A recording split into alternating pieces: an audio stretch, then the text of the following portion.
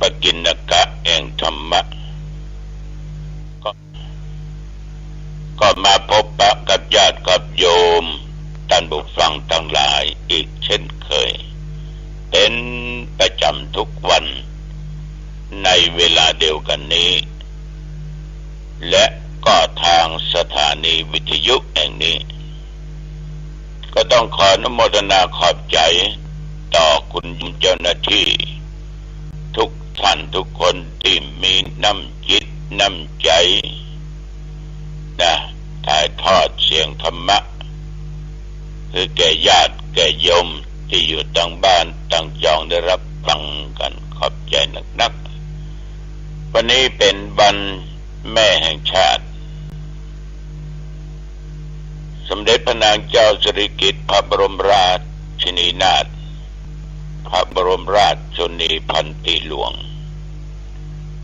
ญาติโยมฐานะแม่แห่งชาติและพวกเราชาวไทยทุกคนก็ต่างแสดงออกซึ่งความกตัญญูกตเวทิตาธรรมต่อพระองค์ท่านทั้งหลาย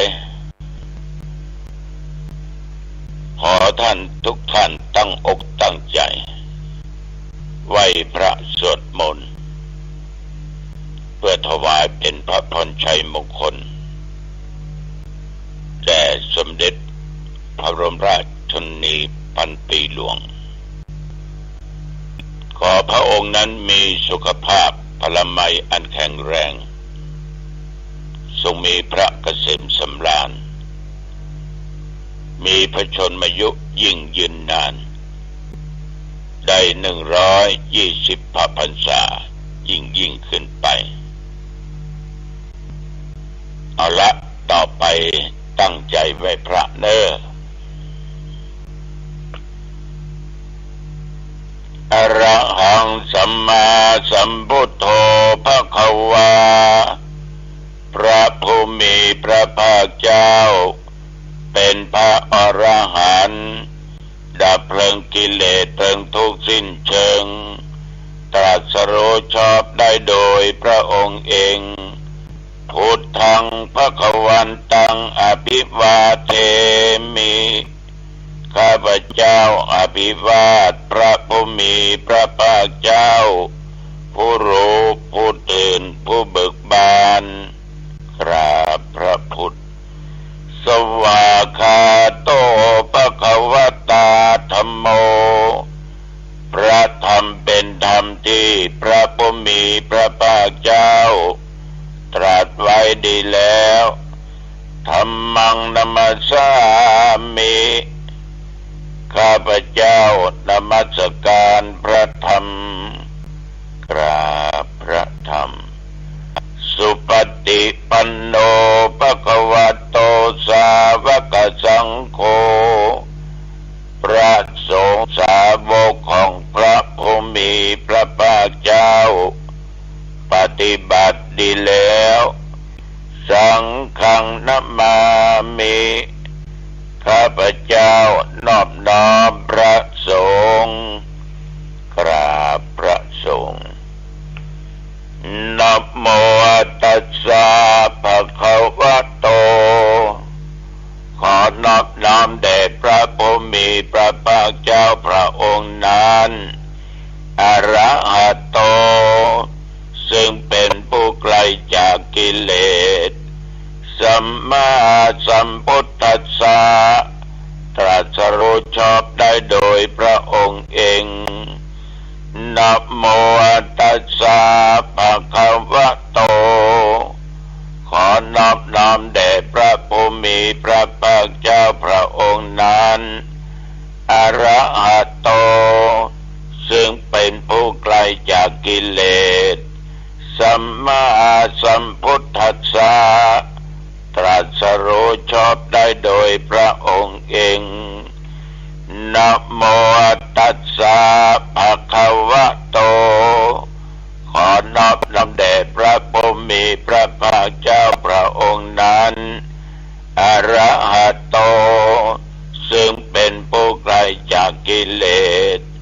สัมมาสัมพุทธัสสะตรัสรู้ชอบได้โดยพระองค์เองพุทธังสรณังคัจฉามิธัมมังสรณังคัจฉามิสังฆังสรณังคัจฉามิทุติยัมปิพุทธังสรณังคัจฉามิทุติยัมปิธัมมังสรณังคัจฉามิทุติยัมปิสังฆังสรณังคัจฉามิตติยัมปิพุทธังสรณังคัจฉามิตติยัมปิธัมมังสรณังคัจฉามิตติยัมปิสังฆังสรณังคัจฉามิ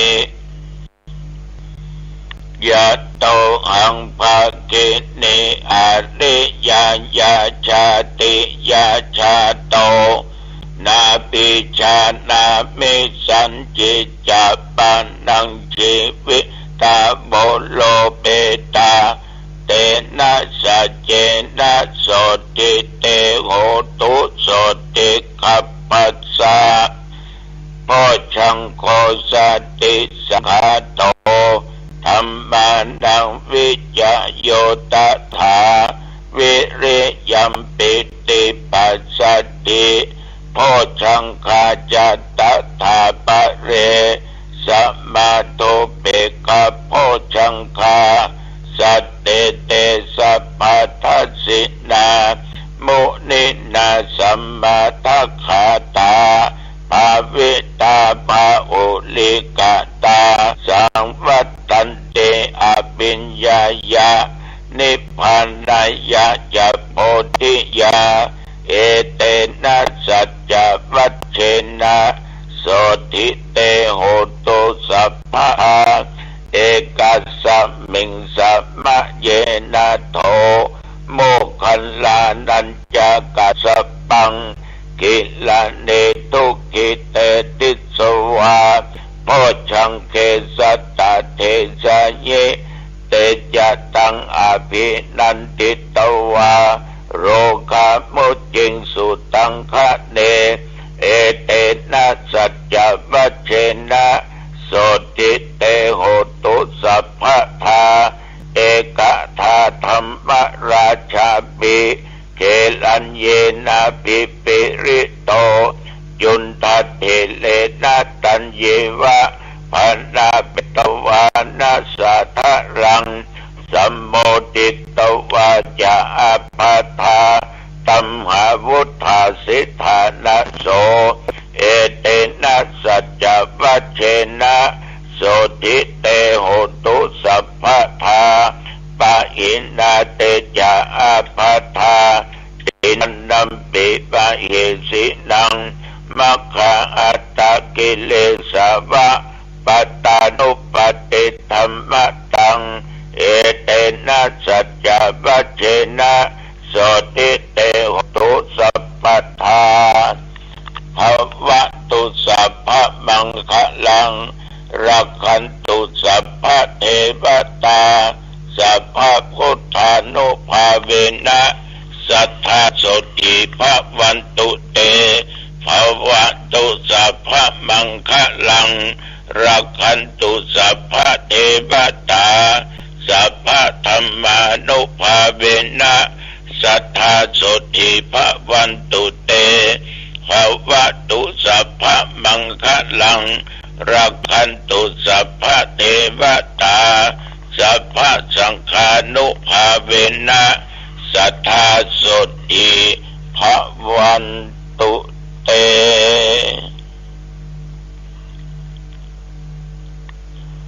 พ่อแม่พี่น้องญาติโยม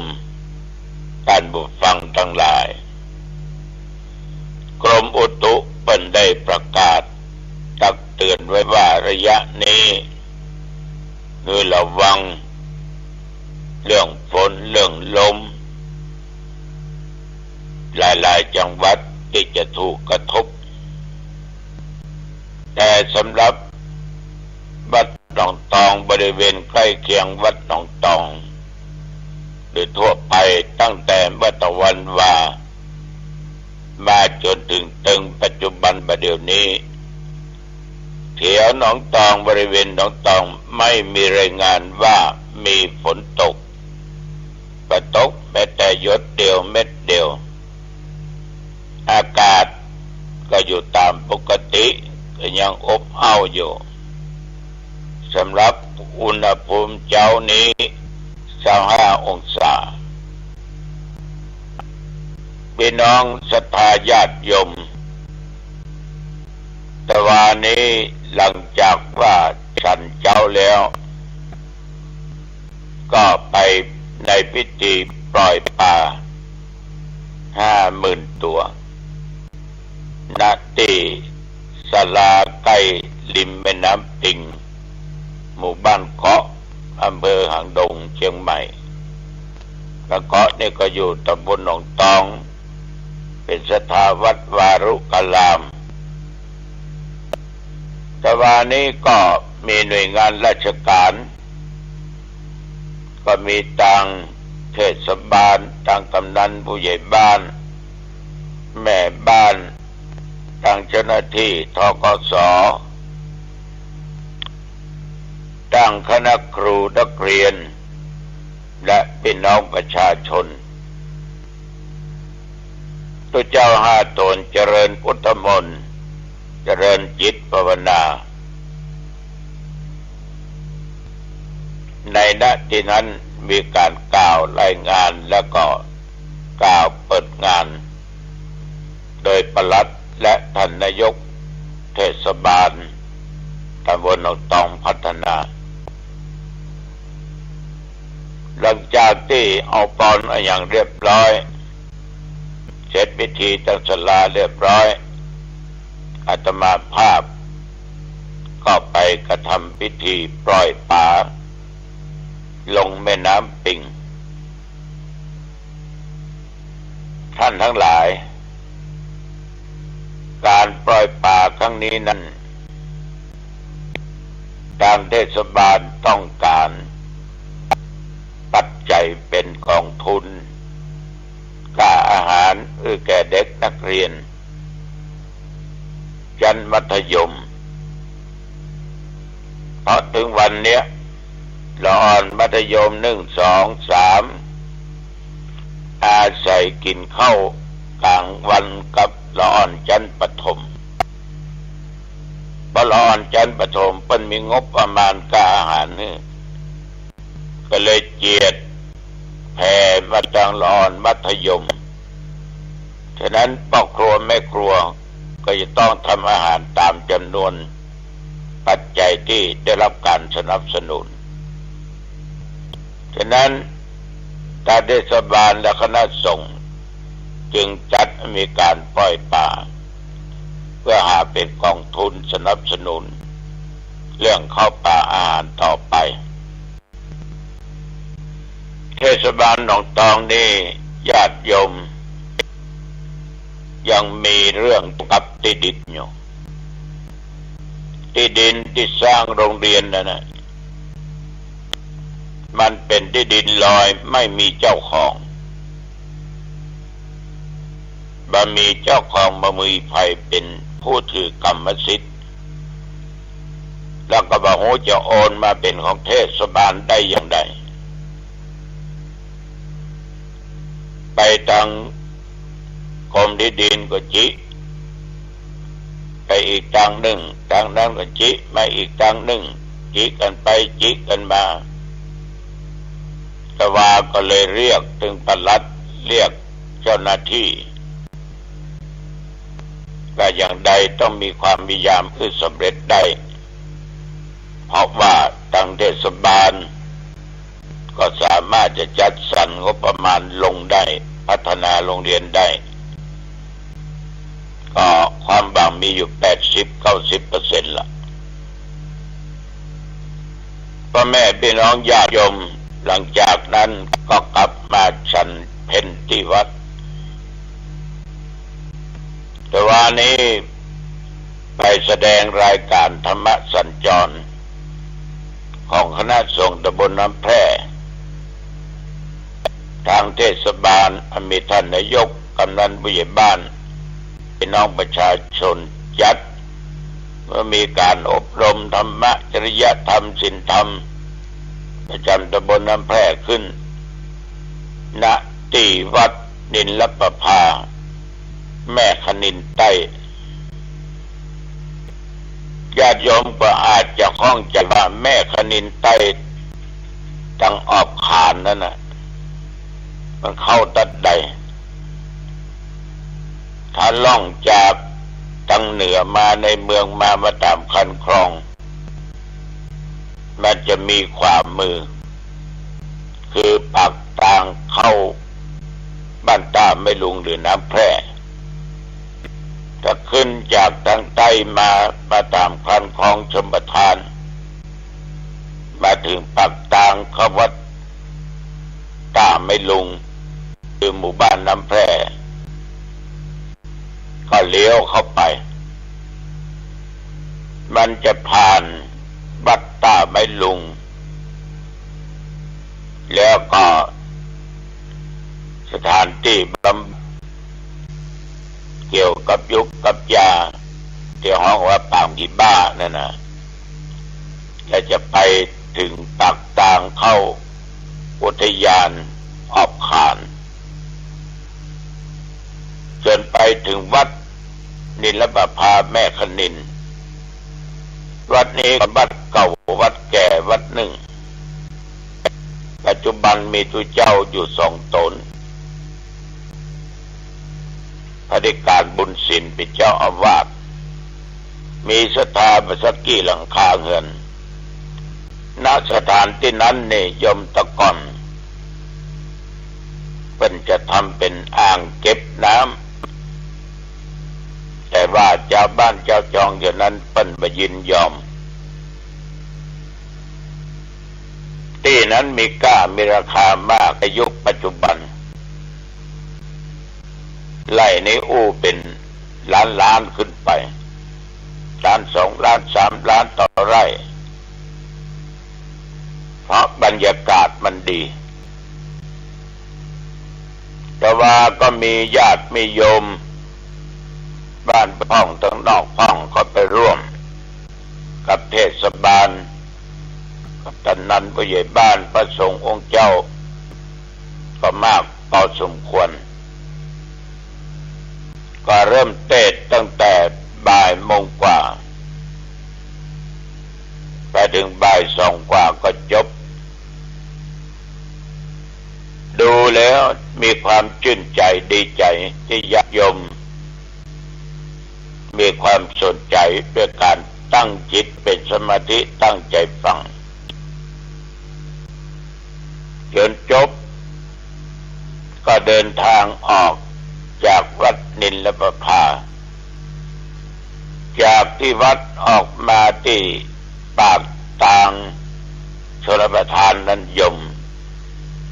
11-12 โลแต่มาก็วิ่งนั่งรถวิ่งมาตามคันคลองจนมาพดถึงเต็งทางแยกถ้าไปทางตรงจะไปอำเภอประสางเลี้ยวขวาข้ามสะพานแม่น้ำข่านเป็นเขตอำเภอโดยรอบพดจอมตองรถเดี๋ยวฮอดเดี๋ยวซ้ายที่ทางแยกไปอำเภอโดยเต่าไปอย่างโดยเต่าวัดหลวงเจ้าคุณใหม่ที่เป็นอยู่วัดพระธาตุเจ้าดอยสุเทพเป็นพระเลขานุการรองภาค7ของพระธรรมเสนาบดีได้รับด้วยในการแต่งตั้งเป็นเจ้าคุณใหม่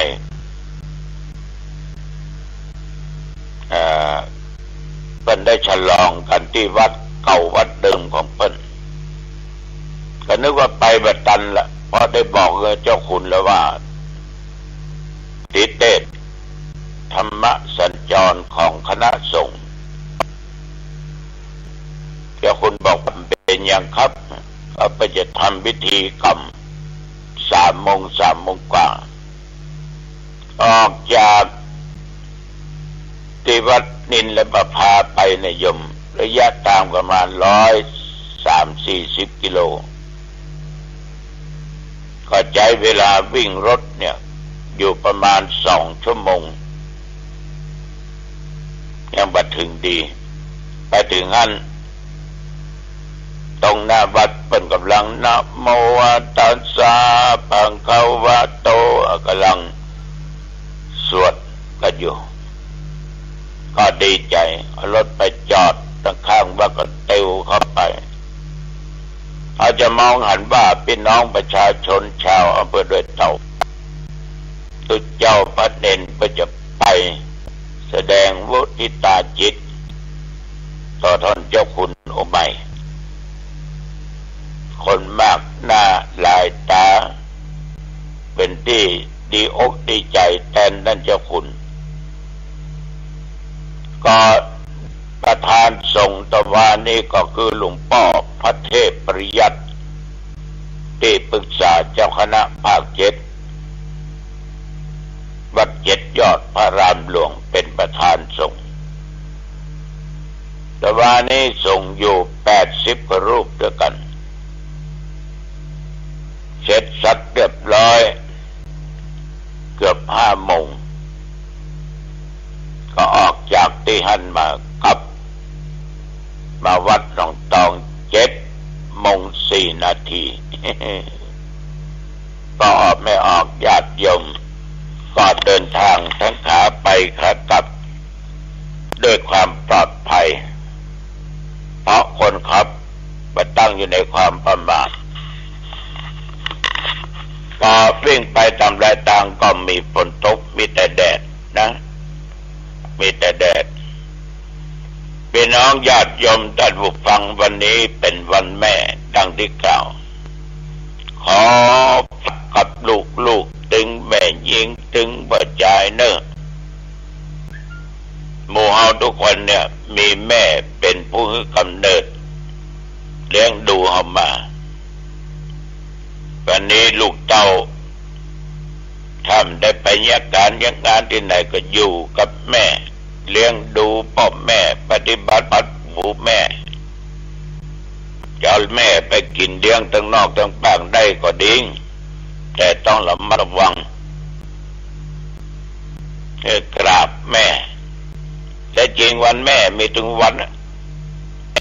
แต่ปีหนึ่งเพิ่งกำหนดกันมาวันนี้ก็เป็นวันสตรีโดยก็มาตรงก็เป็นวันแม่โดยฉะนั้นขอลูกทุกคนเนี่ยให้ความรักต่อแม่เหมือนแม่ได้ความรักกับลูกกับเต้ามีดอกมะลิมีดอกหยังก็ใจมือ2 ข้างแล้วกราบแม่บางคนนี่จะลืมไปสนใจเป็นหยุดงานแต่เดียบปาเปาะตาแม่ไปวัดไปวาไปกราบไปไหว้สิ่งที่เป็นมังคละเป็นมงคลกับทิ้งคนเฒ่าไว้บ้านตาไปกับเพื่อนฝูงเนี่ยตาเพื่อนฝูงไปกินเลี้ยงสารนันนี่ฮะกันเนี่ยอันนี้บ้านแม่เอาเต็มที่นะหมู่เฮา เมาเข้าบ้าเขาอย่างอี้แย่เนอะอย่างอี้แย่เนอะแต่ว่าญาติโยมที่ฟังตัวเจ้านี่มีอย่างนี้นะ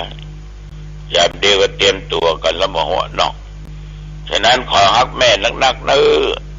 หรือแม่จากไปก็ทำบุญอุทิศส่วนกุศลไปเปิ้นเนี่ยตานกันเข้าตานในอย่างไปเปิ้นเนี่ยข้อนี้ตัวเจ้าอุนักกำได้เขาว่าแปลงดีตัวเก่าแกก็จะเป็นต้องอุนะแต่นึกถึงพระคุณแม่เอาใหญ่มาถึงวันเพราะแม่เป็นผู้กำเนิดเกิดมาเลี้ยงมาเวลาที่เขาไปดูดกินนมแม่มันเจ็บขนาดไหนเขาก็โมโหนอก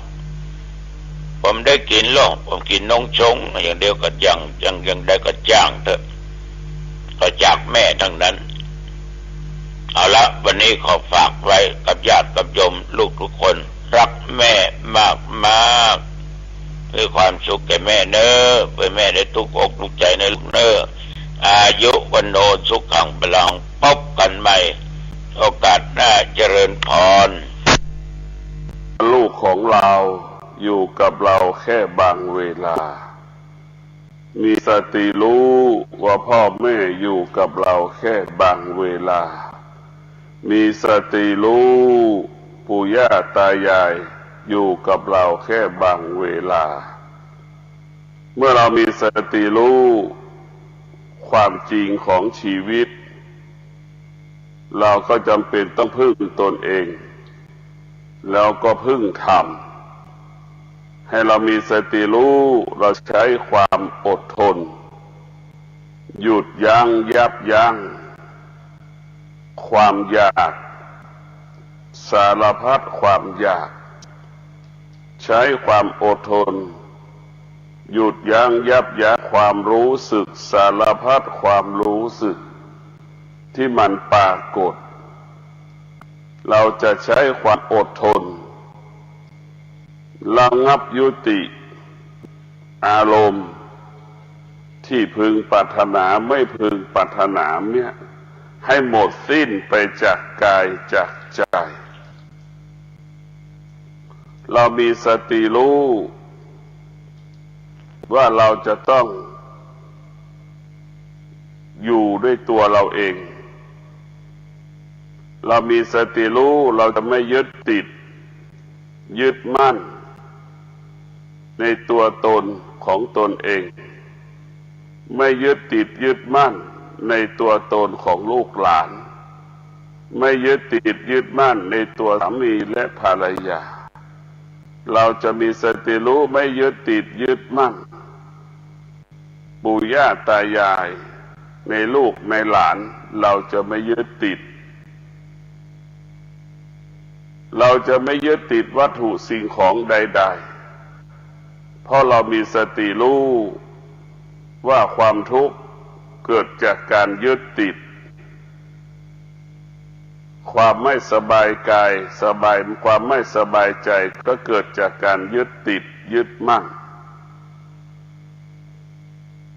พระพุทธเจ้าสอนให้กายเราเป็นอิสระให้ใจเราเป็นอิสระไม่ตกอยู่ใต้อำนาจสิ่งใดสิ่งหนึ่งไม่ตกอยู่ใต้อำนาจบุคคลใดบุคคลหนึ่งเราต้องมีสติรู้จะอยู่เหนือสิ่งที่มีชีวิตเรามีสติรู้จะอยู่เหนือสิ่งที่ไม่มีชีวิตเรามีสติรู้อย่างนี้แล้วรู้อะไรรู้เรื่องธรรมชาติเมื่อเรารู้เรื่องธรรมชาติเราเข้าถึงธรรมชาติเมื่อธรรมชาติปรากฏเราก็อยู่กับมันได้เช่นธรรมชาติปรากฏก็คือการเปลี่ยนแปลงเจ็บป่วยปรากฏเราก็สามารถอยู่กับความเจ็บป่วยนั้นได้เรามีสติรู้ว่าการเจ็บป่วยก็เป็นปกติของมนุษย์หรือเป็นธรรมชาติของมนุษย์เป็นเช่นนี้เป็นแบบนี้ของมัน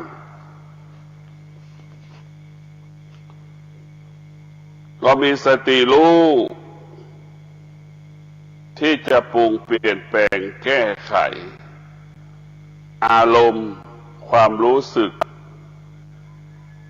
ทั้งพอใจไม่พอใจทั้งสุขและทุกข์ให้มันเกิดขึ้นน้อยที่สุดหรือไม่ให้มันเกิดขึ้นเลยดีที่สุดนี่เรามีสติรู้เราจะปลดเปลื้องสิ่งที่เป็นภาระออกจากกายจากใจ